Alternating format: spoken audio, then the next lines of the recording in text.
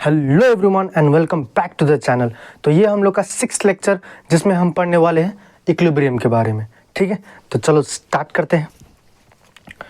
तो इक्विलिब्रियम, देखो equilibrium of body मतलब क्या होता है। चलो इसका पहले डेफिनेशन देख लेते हैं कि when a several number of force acting on a body produce no change in state of rest और लीनियर रोटेशनल मोशन।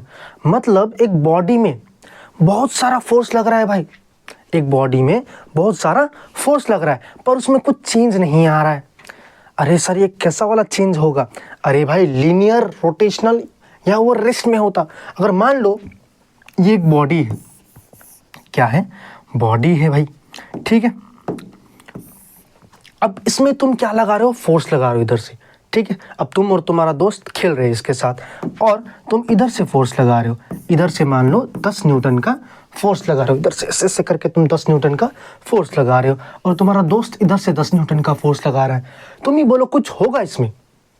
नहीं बोलो, थोड़ा सा लॉजिक लगाओ भाई, थोड़ा सा भगवान ने दिया होगा दिमाग तो थोड़ा लगा लो। कुछ होगा? कुछ भी नहीं होगा भाई, क्योंकि इधर से तुम अगर 10 न्यूटन का फोर्स लगा रहे हो, इधर से भी सेम अमाउंट ऑफ फोर्स होगा तो क्या हो जाएगा? एक दूसरे को वो लोग कैंसल कर देंगे। क्या कर देंगे? कैंसल, ठीक है। जैसे कि तुमने कभी ये आर्म रेसलिंग खेला होगा ना, आर्म रेसलिंग, जिसमें तुम भी दम लगा रहे हो, तुम्हारा दोस्त भी दम लगा रहा है। कभी कभी ऐसा होता होगा कि हाथ हिलता ही नहीं है, बीच में अटक जाता है। मतलब तुम जितना फोर्स लगा रहे हो उधर से भी तुम्हारा दोस्त उतना ही फोर्स लगा रहा है, जिसके कारण से हाथ मूवमेंट नहीं करता है, ना राइट की तरफ ना लेफ्ट की तरफ। मतलब उसमें बहुत सारा फोर्स लग रहा है, 2 3 4, यहाँ भी मान लो बहुत सारा फोर्स लग रहा है, मान लो ऊपर से भी फोर्स लग रहा है ऐसे करके, ठीक है। ऊपर से भी मान लो 5 न्यूटन का फोर्स लग रहा है। कितना न्यूटन का? 5 न्यूटन का फोर्स लग रहा है। अब तुम बोलोगे सर नीचे से तो कैसे लगेगा, अब तो कुछ चारा ही नहीं है। अरे भाई न्यूटन्स थर्ड लॉ पढ़े हो ना, every action is equal in opposite reaction, action in reaction. अगर एक्शन हो रहा है तो रिएक्शन भी मिलेगा भाई 5 न्यूटन का, तो फिर से ये दोनों एक दूसरे को कैंसल आउट कर देंगे। मतलब कुछ भी नहीं होगा। तुम लोग का जो नेट फोर्स होगा, जो रिजल्टेंट फोर्स होगा वो हो जाएगा 0। और जब रिजल्टेंट फोर्स 0 होता है उस टाइम बॉडी इक्विलिब्रियम में होता है। किस में होता है? इक्विलिब्रियम में। मतलब बॉडी में कुछ चेंजेस नहीं आएगा, कुछ भी नहीं होगा, वो जैसा था वैसा ही रहेगा। अगर वो रेस्ट में है तो वो रेस्ट में ही रहेगा। अगर वो मूव कर रहा था, ठीक है, अगर वो मूव कर रहा था और एक्सटर्नल फोर्स लग रहा है उसमें और वो सब फोर्स एक दूसरे को काट रहे हैं और नेट फोर्स 0 बन रहा है, तो वो बॉडी जो मोशन में था उसी में रहेगा, उसमें कुछ चेंज नहीं होगा। ठीक है भाई, ठीक है। चलो, जैसे कि यहाँ पर सब कट गया तो नेट फोर्स कितना बन गया? 0। कितना बन गया? 0। वही अगर मैं ये बोल दूं ये बॉडी है और तुम अब कितना लगा रहे हो, इधर से तुम मान लो 5 न्यूटन का फोर्स लगा रहे हो। कितना न्यूटन का? इधर से कितना न्यूटन का भाई? 5 न्यूटन का। और इधर से मान लो तुम 10 न्यूटन का फोर्स लगा रहे हो, तो रिजल्टेंट फोर्स क्या होगा भाई? यहाँ पर रिजल्टेंट फोर्स क्या होगा? रिजल्टेंट फोर्स हो जाएगा 10 न्यूटन माइनस 5 न्यूटन, जो बन जाएगा 5 न्यूटन। और देखो तुम्हारा एफ नेट 0 हुआ, एफ नेट 0 हुआ नहीं भाई, तो ये इक्विलिब्रियम में नहीं होगा। मतलब ये कुछ इक्विलिब्रियम में नहीं होगा, ये एक तरफ मूव करेगा। इक्विलिब्रियम मतलब क्या होता है? अगर वो रेस्ट में था, ये बॉडी मान लो किस में था? रेस्ट में था, और तुम इधर से 10 न्यूटन का फोर्स लगा रहे हो, इधर से 5 न्यूटन का फोर्स लगा रहे हो, तो इसमें नेट फोर्स 0 बनी, मतलब 0 नहीं हुआ, तो ये इक्विलिब्रियम में नहीं होगा। इक्विलिब्रियम का मतलब अगर कोई बॉडी रेस्ट में है तुम उसमें जितना फोर्स लगा लो वो रेस्ट में रहेगा, अगर वो मोशन में तुम जितना फोर्स लगा लो वो मोशन में ही रहेगा, वो भी कंटिन्यूस यूनिफॉर्म मोशन में। ठीक है, तो यहाँ पर वही बोला गया है, when a several number of force acting on a body produce no change in state of rest, linear motion मतलब सीधा वाला, या rotational motion of a body is said to be equilibrium. ठीक है, ठीक है भाई, कुछ डाउट होगा? चलो चलो चलो चलो, तो आगे बढ़ते हैं। आगे क्या है हम लोग का? Types of equilibrium. क्या है भाई? टाइप्स ऑफ इक्विलिब्रियम है। कितना प्रकार का होता है? अभी हमने क्या बोला था? अगर कोई बॉडी रेस्ट में है तो रेस्ट में रहेगा, अगर कोई बॉडी मूव कर रहा है तो वो मूवमेंट में रहेगा। मतलब 2 टाइप का होता है, एक रेस्ट के लिए होता है, एक मोशन के लिए होता है। और रेस्ट को क्या बोला जाता है वो देखेंगे, और मोशन को क्या बोला जाता है वो देख लेंगे। ठीक है, तो चलो टाइप्स में आते हैं। टाइप्स ठीक है। टाइप्स होता है तुम्हारा दो, एक होता है स्टैटिक इक्विलिब्रियम,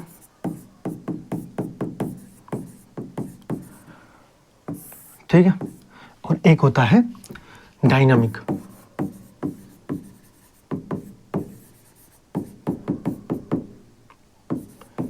इक्विलिब्रियम, ठीक है। एक होता है स्टैटिक, एक होता है डायनामिक इक्विलिब्रियम। साहब इक्विलिब्रियम का स्पेलिंग थोड़ा सा गलत हो गया है भाई, ठीक है, BRIUM इक्विलिब्रियम, ठीक है। तो चलो, दो टाइप का इक्विलिब्रियम होता है, एक होता है स्टैटिक और एक होता है डायनामिक। चलो अब देखो, स्टैटिक मतलब क्या होता है, अगर कोई बॉडी रेस्ट में है, अगर कोई बॉडी रेस्ट में है, उसमें तुम जितना भी फोर्स लगा लो कोई चेंज नहीं होगा, वो रेस्ट में ही रहेगा, मतलब वो अपना स्टेट ऑफ रेस्ट चेंज नहीं करेगा, ठीक है।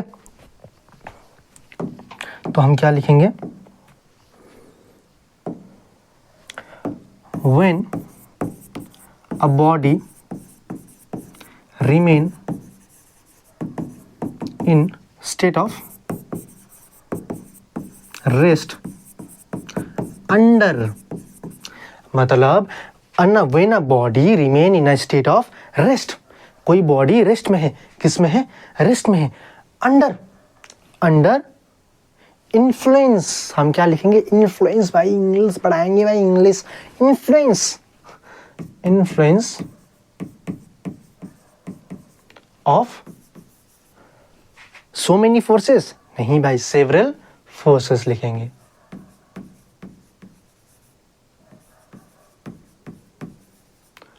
या सेवरल फोर्स लिख दो, ठीक है। सेवरल फोर्स मतलब एक बॉडी वो रेस्ट में ही रहेगा under the influence of several force. अगर मैं एग्जाम्पल के लिए दे दूं, जैसे पहला एग्जाम्पल जो मैंने दिया था, ठीक है, एक बॉडी है, तुम इधर, ये बॉडी किस में है, रेस्ट में है, ठीक है, अरे भाई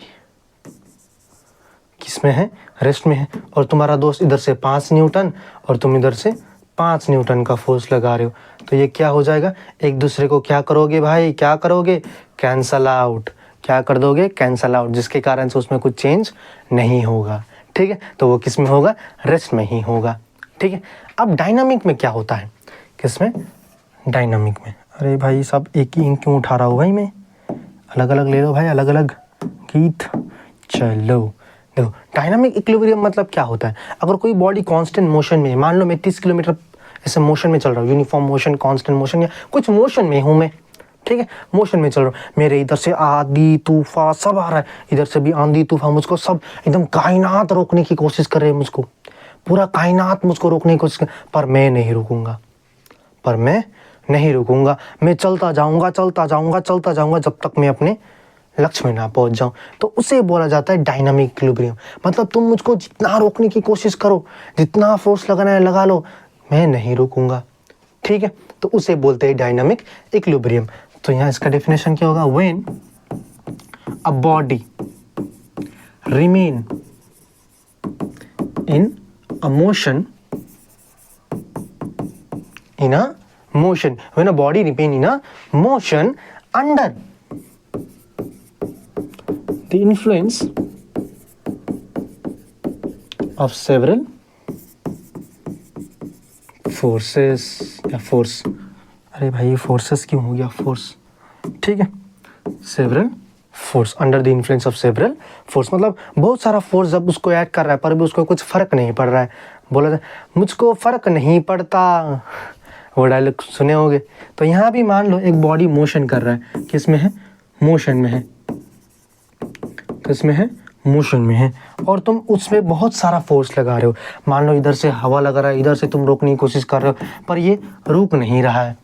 अरे भाई वो मूवी देखे हो ना, धमाल, धमाल देखे हो ना, जिसमें एक गाड़ी चलता है, वो पुलिस वाला गाड़ी लेके चलता है, गाड़ी में ठुक जाता है ऐसे, मतलब उड़ के, एक सीन होता है जिसमें गाड़ी उड़ जाता है, वो बस एक लात मारता है, गाड़ी फिर से ढलान में चलते जाते वो रोकने की कोशिश करता है, भाई रुक जा रुक जा रुक जा, पर वो रुकता नहीं है, देखे हो ना धमाल मूवी, या कोई भी एक मूवी जिसमें जैसे कि चेन्नई एक्सप्रेस में भी होगा, शाहरुख खान गाड़ी को पकड़ता है पीछे से, पूरा पीछे का पार्ट ही निकल जाता है, ठीक है, पर रुकता नहीं है। वही कि एक बॉडी मोशन में रहेगा, अगर तुम जिसमें जितना भी रोकने की कोशिश करो पर वो रुकेगा नहीं, ठीक है, वो मोशन में ही रहेगा, उसे बोलते हैं डायनामिक इक्विलिब्रियम।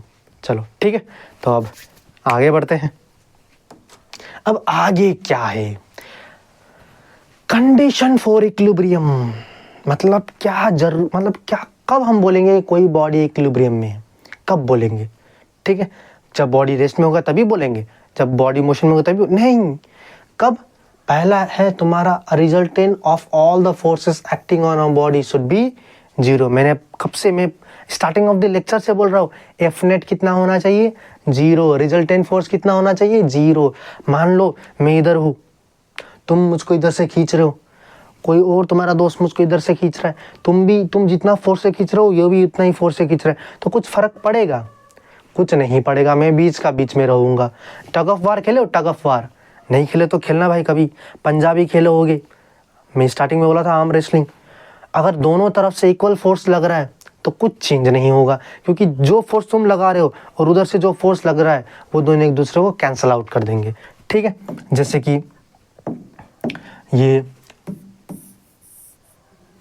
बॉक्स है, ठीक है, फिर से वही एग्जांपल, इधर से 10 न्यूटन का फोर्स, इधर से भी 10 न्यूटन का फोर्स लग रहा है, मान लो। अब ज़्यादा फोर्स नहीं लेता वरना कंफ्यूजन हो जाएगा, हॉच पॉच हो जाएगा, तुम भाई सर कितना सारा फोर्स बना दिया, आप कुछ समझ नहीं आ रहा, बस इसलिए मैं दो फोर्स ले रहा हूँ, एक इधर से एक उधर से, फॉर द इमेजिनेशन के लिए, कि तुमको अच्छा से इमेजिन हो सके, हाँ मतलब जो भी फोर्स है एक दूसरे को कैंसिल आउट कर रहे हैं बोल के, ठीक है। और इक्वल मैग्नीट्यूड होगा तभी ना कैंसिल आउट होगा, अगर इक्वल भी ना हो, अगर तुम बोल रहे हो सर अगर फोर्स इक्वल ना हो, मान लो जैसे कि इधर से 10 न्यूटन का, पर इधर से 10 न्यूटन का नहीं लग रहा, पर दो अलग अलग फोर्स लग रहा है, दो अलग अलग, मान लो जैसे कि ये वाला, अब मैं एग्जांपल दे रहा हूँ कि इधर से एक 8 न्यूटन का और एक 2 न्यूटन का, ठीक है, तो दोनों मिला के कितना हुआ, 10 ही ना हुआ। अगर 10 नहीं होगा तो एक दूसरे को कैंसल आउट नहीं करेंगे, अगर पूरा से पूरा तरीके से कैंसल आउट नहीं हो रहा है तो नेट फोर्स 0 नहीं बनेगा। अगर मान लो ये 3 न्यूटन हो गया, मान लो क्या हो गया 3 न्यूटन, तो बना कितना 11, इधर कितना बनेगा 10, बचेगा कितना 1 न्यूटन, तो 0 बना नहीं बना, तब उस टाइम हम नहीं बोलेंगे इक्विलिब्रियम में है बोल के, ठीक है। पर अभी इधर कितना दिया गया है 2 न्यूटन दिया गया है, कितना 2 न्यूटन, मिला के कितना होगा, ये दोनों को मिला के होगा तुम्हारा 10 न्यूटन, फिर से दोनों एक दूसरे को कैंसल आउट कर देंगे, क्या कर देंगे कैंसल आउट कर देंगे, तो रिजल्टेंट फोर्स फिर से तुम्हारा 0 होगा, तो एफ नेट हो जाएगा तुम्हारा 10 - 10 न्यूटन, जो बन जाएगा 0 न्यूटन, जिसके कारण से हम बोलेंगे कि बॉडी इक्विलिब्रियम में है बोल के, ठीक है, बॉडी किस में है इक्विलिब्रियम में है।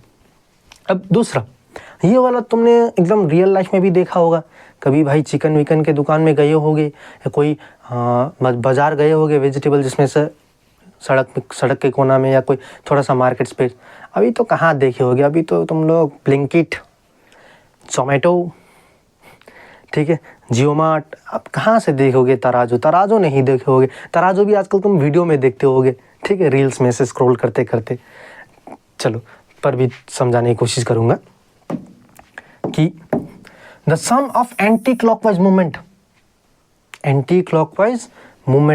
से कुछ समझ आ रहा है, टॉर्क, क्या बात हो रहा है यहाँ पर, टॉर्क का बात हो रहा है, मतलब मान लो एक ये बॉडी है जिसको मैंने क्या कर दिया, यहाँ से पाइवट कर दिया, क्या कर दिया पाइवट, सर फिर से हम वहीं पहुँच गए सर, हमको यहाँ से भागना, भाई रिलेटेड है वो, ठीक है। मान लो the sum of anti clockwise movement, मतलब कितना मूवमेंट हो रहा है, सम ऑफ एंटी क्लॉक, कितना मूवमेंट हो रहा है एंटी क्लॉकवाइज डायरेक्शन में, मान लो ये फोर्स, ठीक है, यहाँ पर एक फोर्स है तुम्हारा, ठीक है, और एक फोर्स एक्ट कर रहा है जिसके कारण से कुछ मूवमेंट हो रहा है, इधर से भी और एक फोर्स एक्ट कर रहा है जिसके कारण से और मूवमेंट हो रहा है, मतलब किस तरफ हो रहा है, एंटी क्लॉक वाइज में हो रहा है, ठीक है, जितना मूवमेंट एंटी क्लॉकवाइज में हो रहा है, अगर सेम मूवमेंट क्लॉकवाइज में हो जाए तो फोर्स सेम ही लगेगा ना। मान लो ये 10 न्यूटन का फोर्स दे रहा है, कितना न्यूटन का 10, ये दे रहा है तुम्हारा 5 न्यूटन का, ये दे रहा है तुम्हारा 8 न्यूटन का, कितना न्यूटन का, 8 न्यूटन का। अब मान लो इधर 4 फोर्स लग रहा है, कितना फोर्स, 4 फोर्स। एक में लग रहा है 4 न्यूटन का फोर्स, एक में लग रहा है 4 न्यूटन का फोर्स, और एक में लग रहा है तुम्हारा 7 न्यूटन का फोर्स। अब मान लो इसमें फिर से लगा 8 न्यूटन का फोर्स। मतलब सम ऑफ एंटी क्लॉकवाइज मूवमेंट, जितना भी टॉर्क लग रहा है इस तरफ और जितना भी टॉर्क उधर लग रहा है, दोनों बराबर होना चाहिए। क्या होना चाहिए, बराबर। सो एक दूसरे को क्या कर दे, कैंसल आउट। क्या कर दे, कैंसल आउट कर दे। ठीक है, अब देखो इधर कैलकुलेट करो कितना टॉर्क बन रहा है, 10, 5, 8। अब डिस्टेंस में डिपेंड करता है, पर हम उस टाइम अभी के लिए डिस्टेंस नहीं लेते, वरना पूरा हौच-पौच हो जाएगा। ठीक है, अभी हम फोर्स को ही ले लेते हैं। कितना फोर्स लग रहा है एंटी क्लॉकवाइज डायरेक्शन में, कितना लग रहा है, 10 न्यूटन, 5 न्यूटन, 8 न्यूटन। टोटल कितना होगा, नहीं हो रहा है, टाइम ऐसे कर रहे हो। अरे भाई 10, 5, 15, 5 इधर 5 कितना, 20, 3 कितना हो गया, 23 न्यूटन फोर्स लग रहा है। कितना न्यूटन, 23 न्यूटन का फोर्स लग रहा है। और इधर भी कितना होगा, 4, 4, 8, 8, 8, 16, 16, 7, 16, 7 भाई 23। इधर भी तुम नहीं करना है, थोड़ा दिमाग लगाओ। ठीक है, थोड़ा कैलकुलेशन फास्ट करो। देखो इधर भी 23 न्यूटन, इधर भी 23 न्यूटन का फोर्स, तो दोनों क्या हो गया, सेम हो गया। तो जब दोनों सेम हो जाते हैं तो फिर से यहाँ क्या हो जाएगा, कैंसल आउट। अब जब दोनों कैंसल आउट हो जाता है तो फिर से बराबर।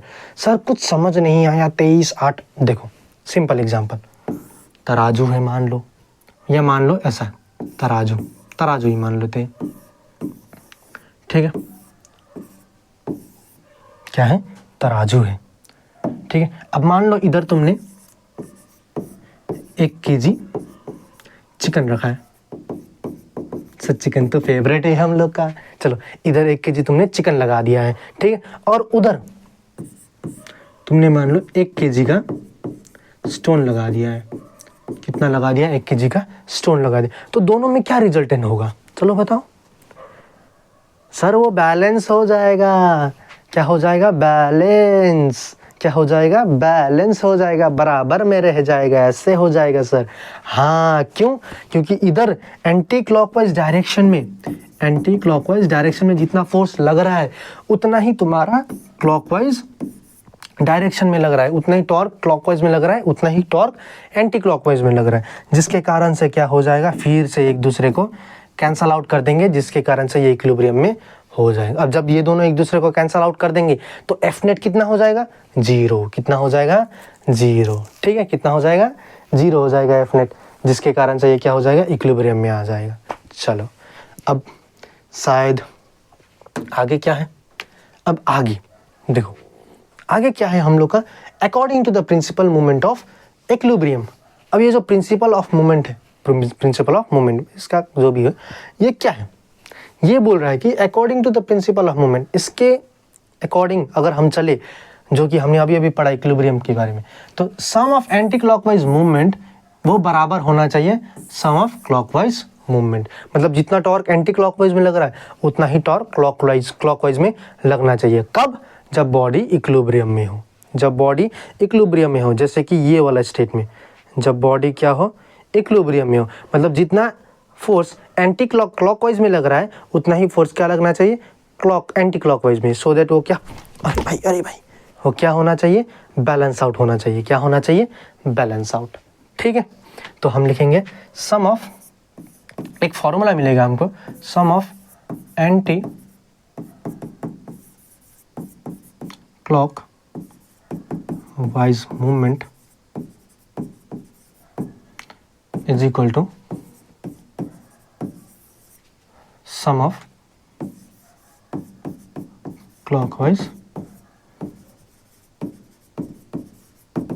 मूवमेंट। ठीक है, मतलब कितना टॉर्क। अब देखो हमेशा एक फोर्स नहीं लगेगा, एक ही मूवमेंट नहीं होगा, कभी 2-3 लटक जाता है, इधर भी उधर भी 2-3 लटक जाता है, और हमको कैलकुलेट करके बैलेंस आउट करना होता है। ठीक है, इसके रिलेटेड भी हम क्वेश्चन करेंगे, पर पहले हम क्या करेंगे, सेंटर ऑफ ग्रेविटी पढ़ेंगे और दोनों को लपेट के एक ही बार में उसका न्यूमेरिकल कर देंगे। ठीक है, तो शायद आज के लिए इतना ही। Thank you class.